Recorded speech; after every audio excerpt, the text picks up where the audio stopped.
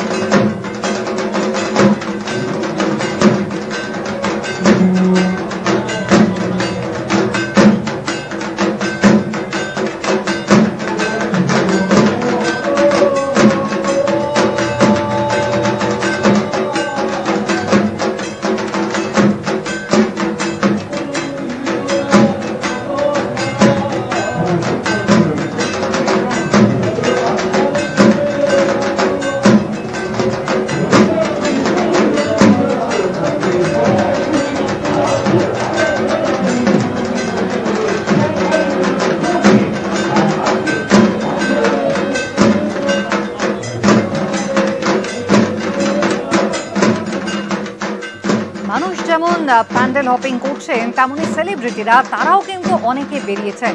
হাজরা পার্কে পৌঁছে গিয়েছিলেন অভিনেতা প্রসেনজিৎ চট্টোপাধ্যায়।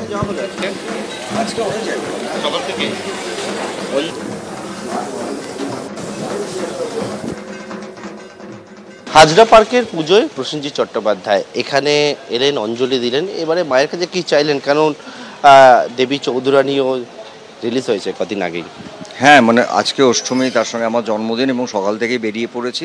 তবে হাজরা পার্কের পুজোয় আমি প্রতি বছরই আসি এবং মার কাছে চাওয়া না আমাদের সারা বছরই করতে হয়।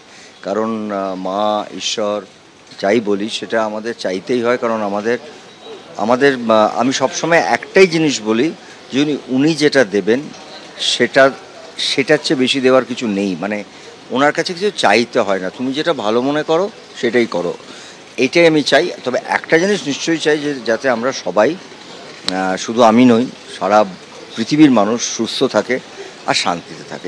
এটার বাইরে আমি করে বেশি কিছু চাই না। আমি শুধু ওনাকে এটাই বলি, সবসময় এটা বলে এসেছি যে তোমার যেটা ন্যায্য মনে হয় তুমি সেটুকুই দিও। আজ কোন কোন মণ্ডপ দেখলেন সকাল থেকে? আমি মণ্ডপে অনেক যাই না, কখনোই যাইনি, যেতে পারি না। কয়েকটা মণ্ডপে গেছি, সেটা আমার রিলিজের জন্য যেতে হয়েছে। আজকে আমি সকাল থেকে অনেকটা সময় আমার ফ্যান্স ক্লাব এবং বিনোদিনী হলে কাটিয়েছি। সেখানে আমার কেক কেটেছে এবং সেখানে আমার ছবিটাও চলছে দেবী চৌধুরানী। তারপরে আমি এখানেই এসেছি কারণ আমার খুব দেরি হয়ে গেছিলো। অঞ্জলিটা আমি সকালবেলা একবার দিয়েছি। আমার বাড়ির পাশেই একটা পুজো হয়, মানে পুজো বলবো না, ওটা বাড়ির পুজো। সেখানে গিয়ে আমার 11টার মধ্যে অঞ্জলি সেখানে দিয়ে আমি বলেছিলাম এখানে এসে দেবো। এখানে আমি দ্বিতীয়বার অঞ্জলি দিয়েছি। পুজোয় পরবর্তীতে যে অষ্টমী হয়ে গেল, এরপরে কোনো প্ল্যান? আমার প্ল্যান মানে যেরকম কাজ শুরু হবে 2 তারিখের পর থেকে আমার পরের ছবি আমার কাকাবাবু ডিসেম্বর রিলিজ, তার প্রস্তুতি, সেটা অলরেডি টিজার চলছে হলে। অনেক ধন্যবাদ আপনাকে ওমবাদা, আপনাকে জন্মদিনের অনেক শুভেচ্ছা। সবাই ভালো থাকবে, পুজোটা ভালো করে কাটাবে। একেবারে আমরা দেখতে পাচ্ছি অভিনেতা প্রসেনজিৎ চট্টোপাধ্যায় তিনি এলেন এবং হাজরা পার্কের যে পুজো সেই পুজোতে এলেন এবং থাকলেন এবং এখানে তিনি অঞ্জলি দিলেন। ক্যামেরায় শ্যামল জানার সঙ্গে পার্থপ্রতিম ঘোষ, এবিপি আনন্দ, কলকাতা। এবার আকাশপথে দেখুন বাগবাজার সর্বজনীনের পুজো।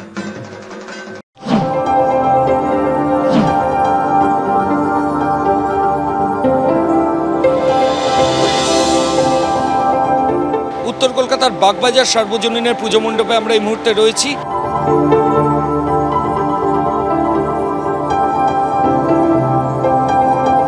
সাবেকি মাতৃ প্রতিমা,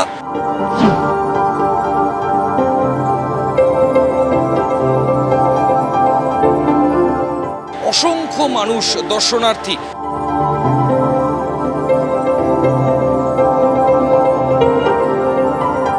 অনেকেই এটা মনে করেন যে বাগবাজারের মাতৃ প্রতিমা দর্শন না হলে দুর্গাপুজো কোনো একটা জায়গায় অসম্পূর্ণ থেকে যায়।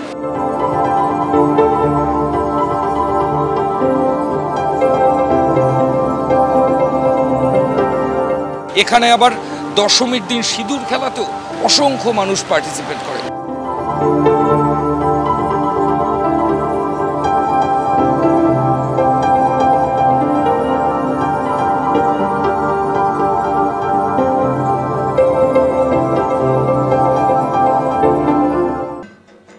চুরানব্বইতম বর্ষে হিন্দুস্তান পার্ক সর্বজনীনের পুজোর থিম লোকজ। লোক সংস্কৃতির বিভিন্ন দিক ফুটিয়ে তোলা হয়েছে শিল্পকলার মাধ্যমে। এবিপি আনন্দর ভিন্ন শিল্প প্রয়োগে সেরার পুরস্কার জিতে নিয়েছে হিন্দুস্তান ক্লাব।